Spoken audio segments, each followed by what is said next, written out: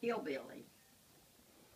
He lived in New York all of his life, and he wanted to get away from New York. He was sick of it. He wanted to move to West Virginia.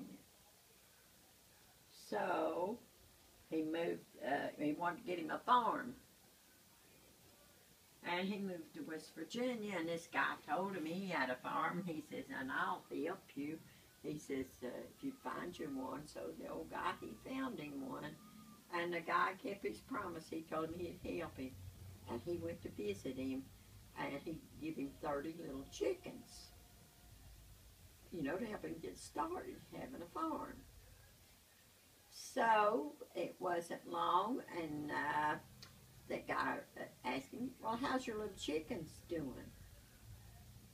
And he said, you know, says, I hate to tell you, but they all died. He said, they died? He said, well, don't worry about it. He says, I've got plenty of them, and I'll give you 20 more. So the young guy, he said, well, it's awful nice of you. So he did. And wasn't long, he seen him out, and he says, you know, about a month later, you know, he said, well, how's them little chickens a doing? And he says, I hate to tell you, he says, but I don't know what I'm doing wrong. He said, but they all died. He said, they all died.